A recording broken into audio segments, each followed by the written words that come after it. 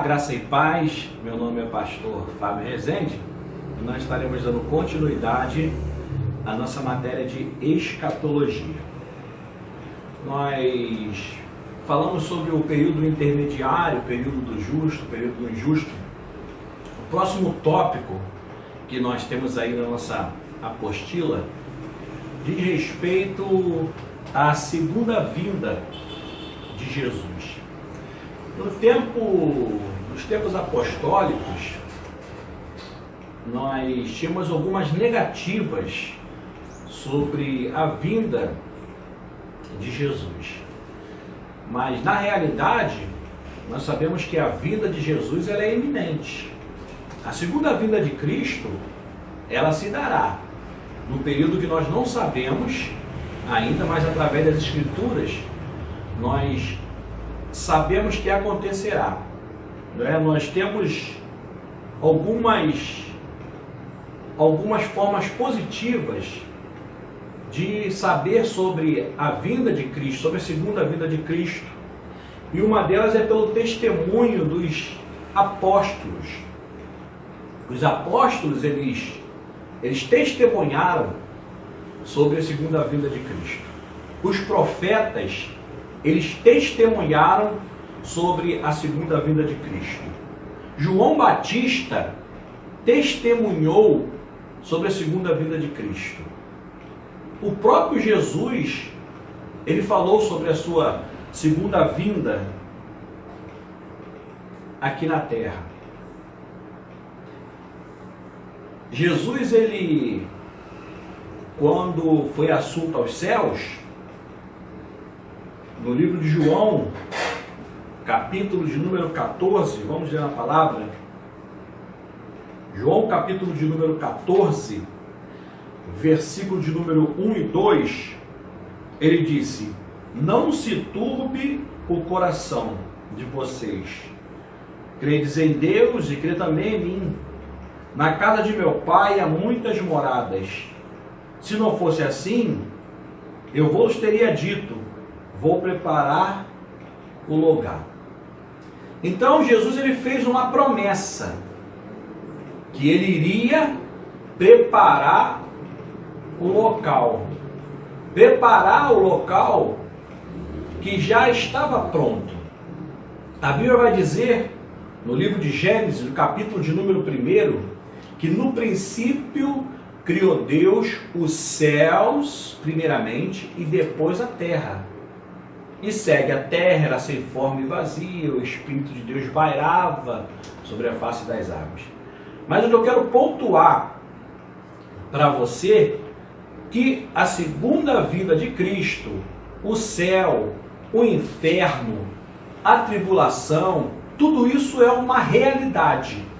Jesus falou: eu vou preparar o local. Preparar é aquilo que já estava pronto. Aquilo que já está pronto. Vê que Jesus, ele não falou: eu vou construir. Jesus não falou: eu vou confeccionar. Jesus falou: eu vou preparar o local. Quando nós temos uma visita, né, na nossa casa, nós temos aquele quarto de visita, né? Ou quando um filho casa, vai morar em outro local, em outra cidade. É quando ele vem nos visitar, né? O que nós falamos? Vamos preparar o quarto, não é? Vamos deixar preparadinho, para que quando a pessoa chegar, já está tudo pronto. Então assim também é Jesus, né? Ele falou que foi preparar o local, mas esse local já estava pronto. Então o céu é uma realidade. O céu é o local de gozo. O céu é o local onde aqueles que servem a Deus, que permanecem na presença, estará para todo sempre, estará para toda a eternidade. Então nós temos o testemunho, não é, dos profetas, o testemunho de João, o testemunho do próprio Cristo, o testemunho dos anjos e o testemunho dos apóstolos, para nos provar que a segunda vinda de Cristo, ela é iminente, ela vai acontecer.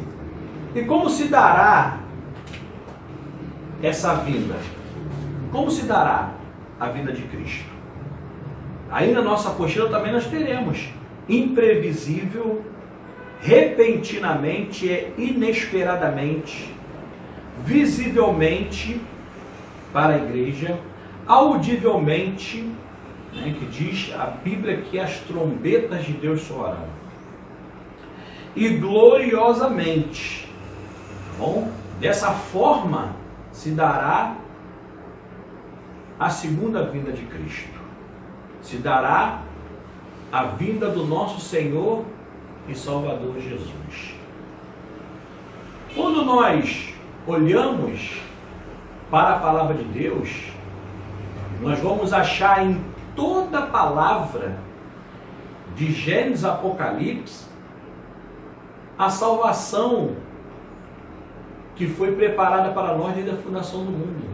Todos os livros vão apontar para a salvação em Cristo, para o final de todas as coisas. Então a escatologia é o estudo das últimas coisas.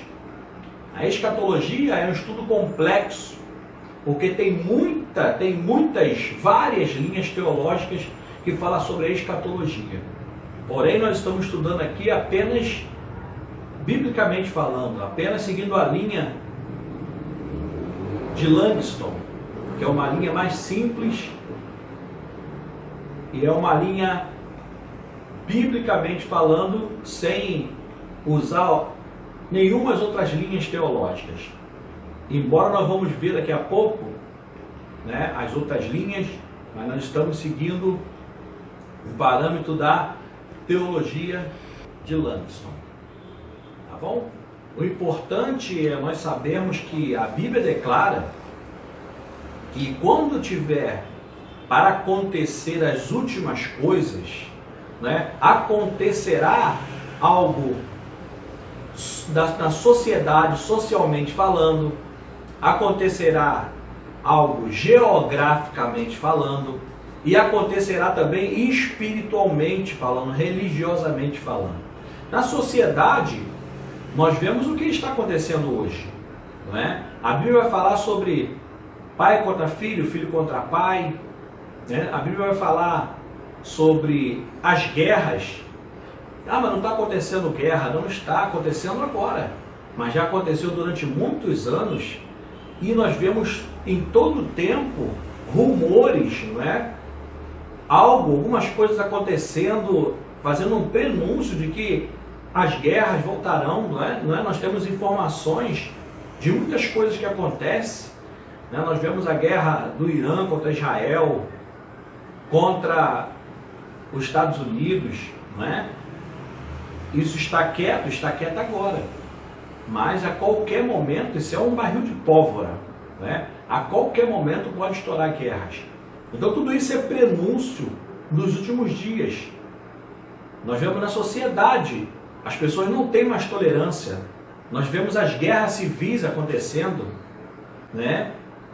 As guerras urbanas acontecendo nas localidades, nas comunidades, que mata mais pessoas do que a guerra militar ou a guerra santa matou. Então, isso é tudo prenúncio de que está perto da volta de Jesus, está perto dos últimos dias.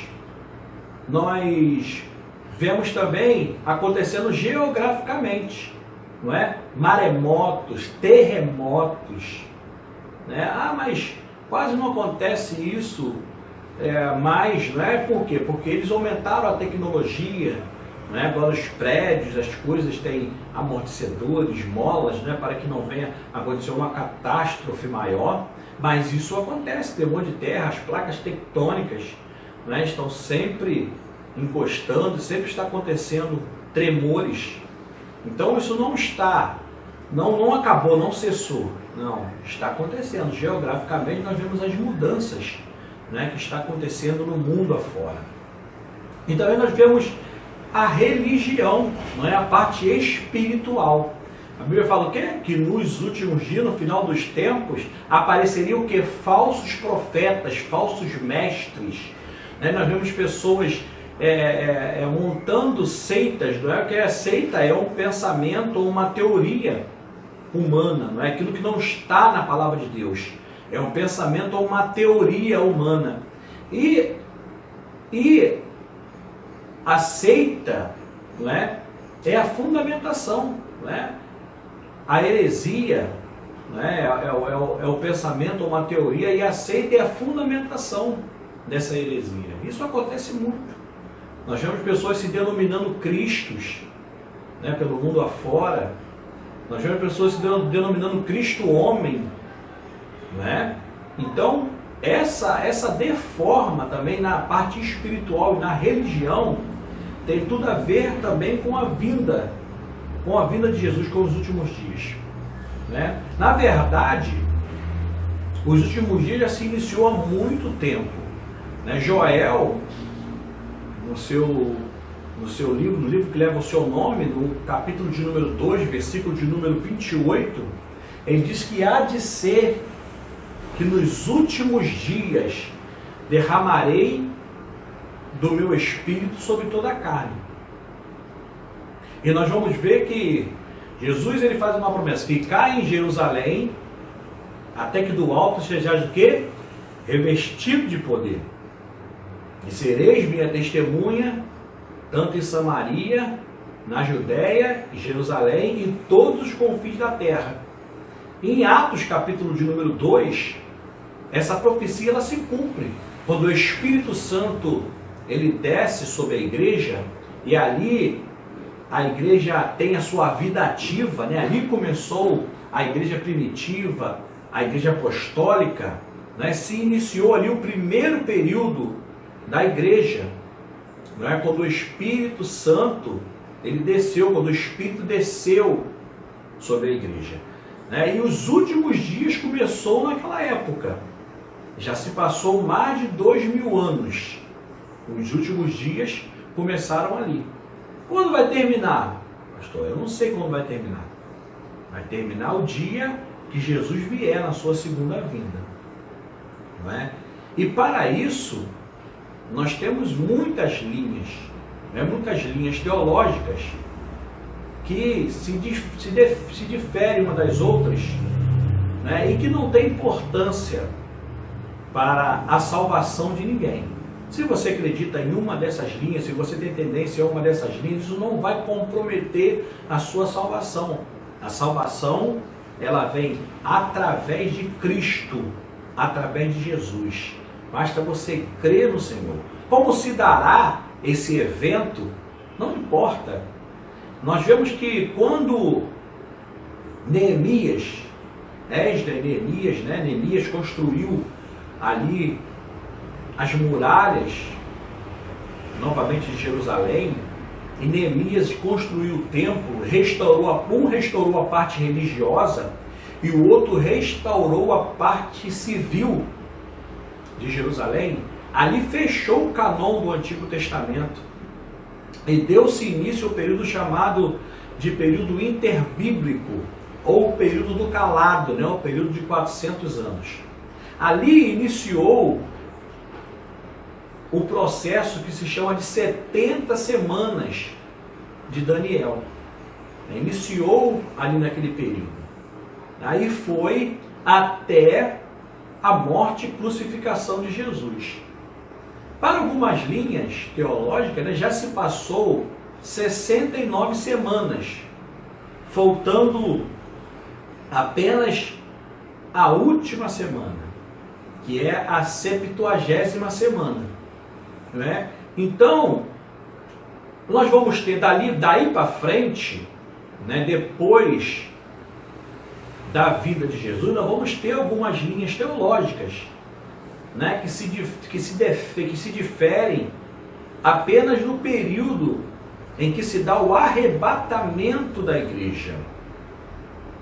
Nós temos algumas linhas teológicas que é chamada de mid-tribulacionista, a outra é pós-tribulacionista, a outra é pré-tribulacionista, né? Os pré-tribulacionistas acreditam que a igreja ela não vai passar pela grande tribulação. Tribulação e grande tribulação. 7 anos dividido por 3 anos e meio. 3 anos e meio de tribulação e 3 anos e meio de grande tribulação. Na tribulação acontecerá algumas coisas, mas será bem menos do que na grande tribulação. Na grande tribulação teremos o anticristo, a besta se manifestando, não é? Então, os pré-tribulacionistas acreditam que a igreja será arrebatada antes da grande tribulação, que a igreja ela não passará pela grande tribulação. E com isso ele se baseia em Apocalipse 3, capítulo de número 10, em Romanos capítulo de número 5, versículo de número 9, em 1 Tessalonicenses 1, 10 a 5, de 5 a 9, 10 de 5 a 9. Então esses são os versículos que eles usam para se basear, para dar sustentabilidade à sua linha teológica. Temos também o pós-tribulacionista, que essa linha acredita que a igreja passará por todo o período da tribulação, né, e será arrebatada após a tribulação, por ocasião da segunda vinda de Cristo. Eles não distinguem a segunda vinda em duas fases.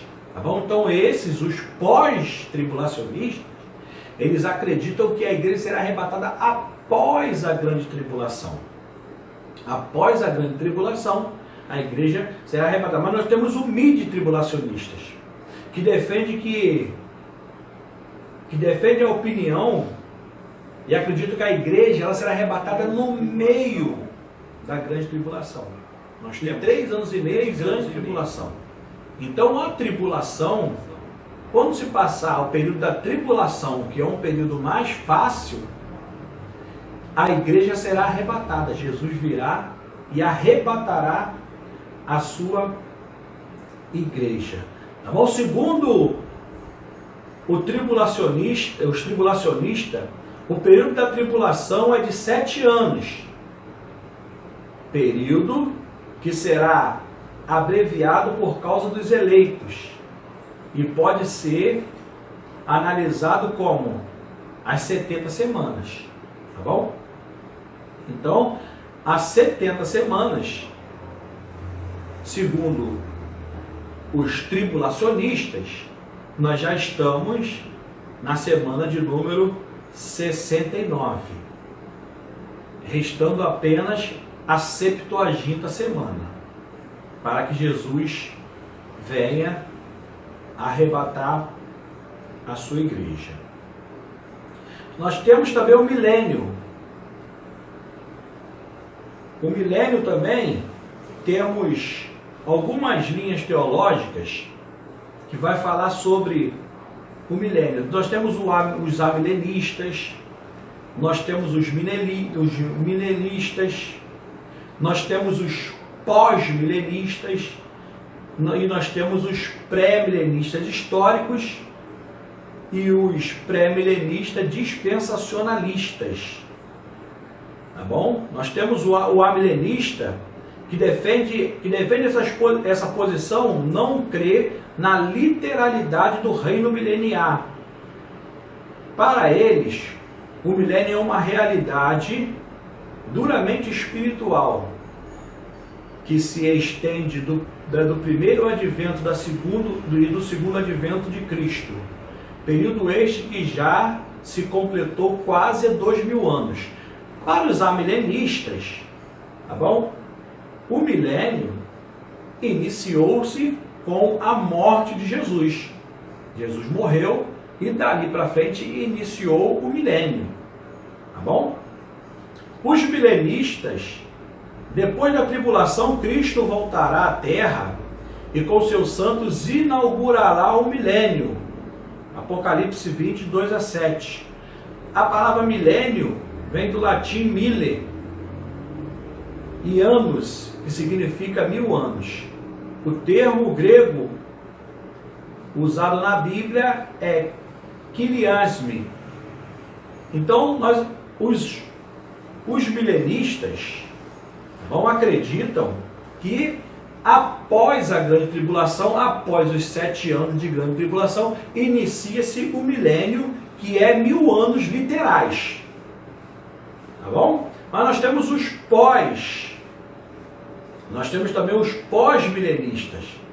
Tal como os milenistas, os pós-milenistas colocam a segunda vinda e o arrebatamento da igreja após o milênio e da tribulação. Eles defendem a tribulação como a volta de Gog e Magog, as cidades.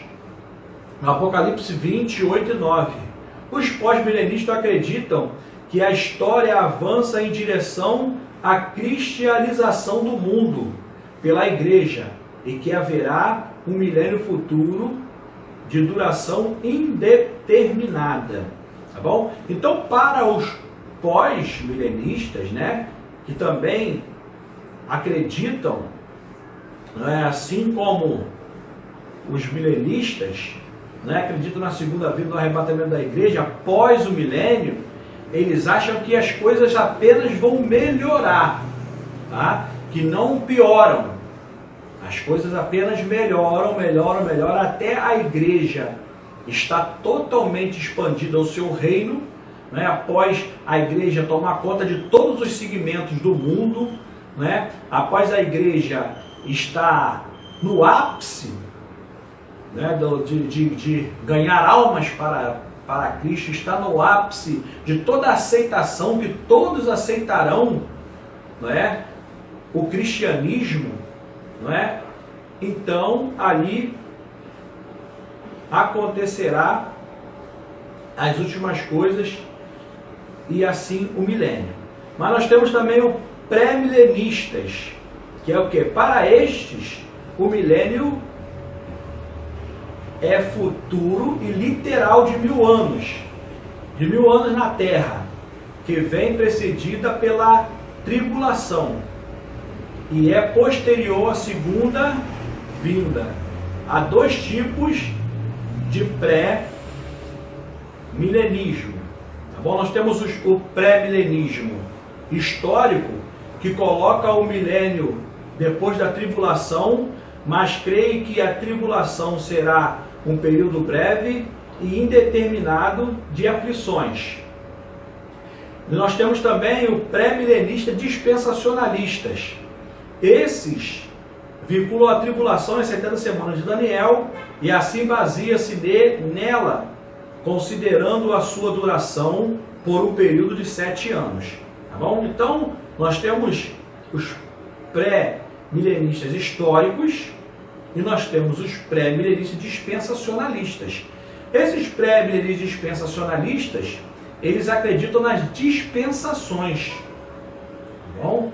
Eles são dispensacionalistas, né? Acreditam em todas as dispensações: inocência, consciência, patriarcal, governo humano, lei, graça e milênio. Tá bom? Então eles acreditam que a humanidade se deu nestas dispensações.